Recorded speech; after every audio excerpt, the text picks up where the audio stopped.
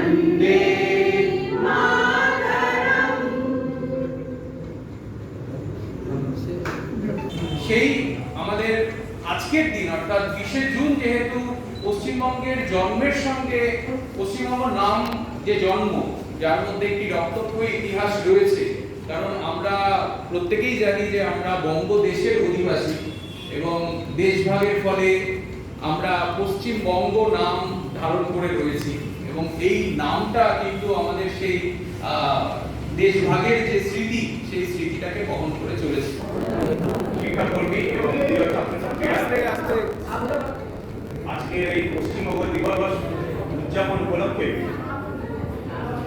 ICSE পক্ষ থেকে আপনাদের সবাইকে স্বাগত জানাই এবং পশ্চিমবঙ্গ দিবসে আন্তরিক অভিনন্দন এবং শুভেচ্ছা জানাই। আমরা ইতিমধ্যে শুনলাম যে 1947 সালের 20শে জুন তৎকালীন বঙ্গীয় বিধানসভায় ভোটাভুটির মাধ্যমে সিদ্ধান্ত হয় যে আমাদের রাজ্যের এই অংশটি পশ্চিমবঙ্গ প্রদেশ বা রাজ্য হিসেবে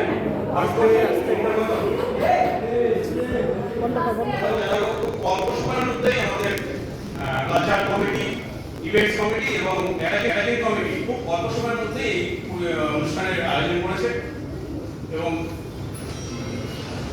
পরিচালনা অবশ্যই আমাদের টিচার ইনচার্জ ম্যাডাম করেছেন, যদিও উনি আজকে আসতে পারেনি বিশেষ অসুবিধার কারণে।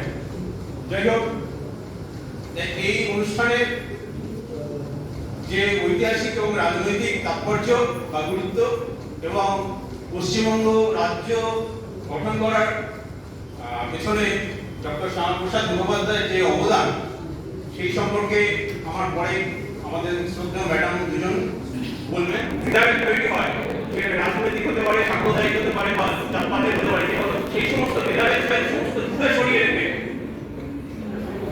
ঐক্য এবং পারস্পরিক মেলবন্ধনের মাধ্যমে আমাদের এই পশ্চিমবঙ্গকে আরো উন্নততর করুক, শ্রেষ্ঠ জায়গায় নিয়ে যান, এই আশাটিতে আমি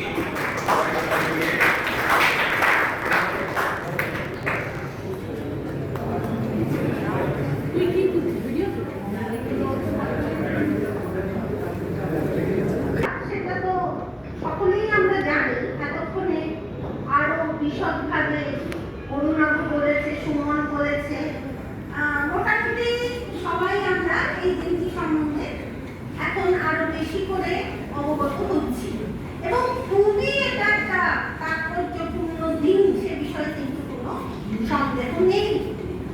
কারণ 1947 সালের 20শে জুন অর্থাৎ আজকের তারিখে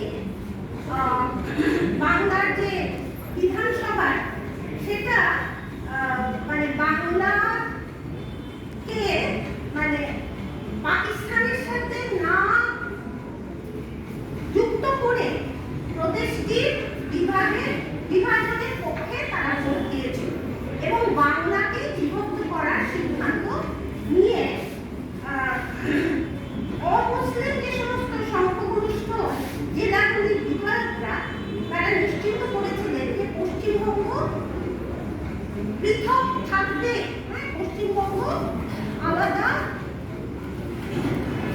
ভারতবর্ষের একটি রাজ্য হিসেবে পশ্চিমবঙ্গ থাকবে। আচ্ছা, তো এইভাবে এই আইনসভার সদস্যরা বাংলা ভাগের পক্ষে ভোট দেন এবং এই ঐতিহাসিক সিদ্ধান্তের মাধ্যমে ভারতে পশ্চিমবঙ্গ নামক একটা নতুন রাজ্যের তৈরি পথ আবিষ্কার হয়েছে।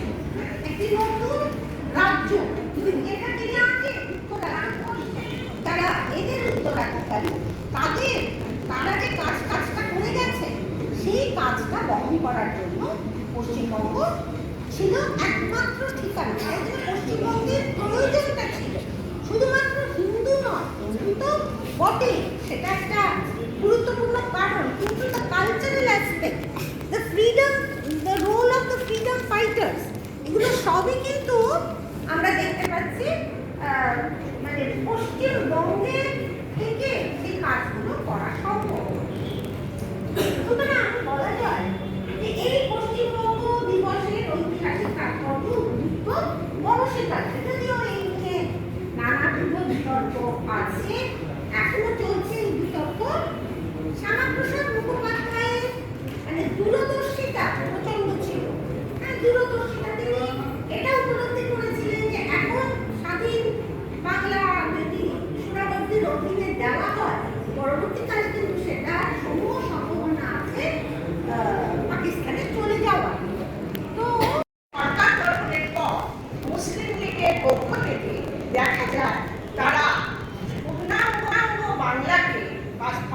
সংবিধানের অন্তর্ভুক্তি করার জন্য একটা দাবি তুলি। সেই দাবিতে আমাদের কলকাতাবাসী এবং বাংলা জাতীয়তাবাদী মানুষকে এই প্রস্তাবকে তারা রাজি হন না এবং তারা এই প্রস্তাবকে প্রত্যাহার। বাঙালি হওয়া is a thing to be proud of, আর এখনকার দিনের বাচ্চারা সেটাকে মানতে চায় না, তাই না? কত লোকেদেরকে বলতে শুনবে যে না আমি বাংলা ঠিক পড়তে পারি না।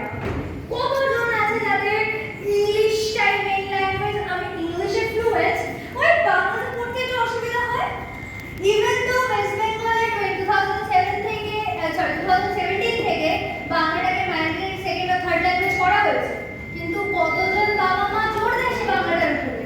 আমার মেয়ে আমার ছেলে ইংলিশে খুব ভালো, কিন্তু বাংলা বাংলা কি হবে, বাংলা কোথায় যাবে, হিন্দিটা শিখিয়ে দেবো বাইরের দেশে কিছু তো পাশাপাশি যে কোনো এক বা একাধিক সরকারি ভাষা প্রয়োগ করতে পারি। সেই হিসেবে যেহেতু আমাদের রাজ্যে আমরা বেশি বাংলা বলি বলে বাংলাকে মুখ্য সরকারি ভাষা হিসেবে গ্রহণ করা হয়েছে। ঠিক তেমনভাবে আর্টিকেল 345 অনুযায়ী সংবিধান বলেছে যে রাজ্য নিজের মতো করে নিজের রাজ্যের যে ভাষা আছে সেটাকে অ্যাপ্লাই করতে পারে। ঠিক সেইভাবে আমরা প্রশাসনিক ক্ষেত্রে বাংলাকে ব্যবহার করি এবং যেসব অঞ্চলে 100%-এর মধ্যে 20%-এর বেশি অন্য জনজাতির মানুষ আছে তাদের ভাষাকে প্রাধান্য দেওয়া হয়, যেমন দার্জিলিংয়ের নেপালি ভাষা।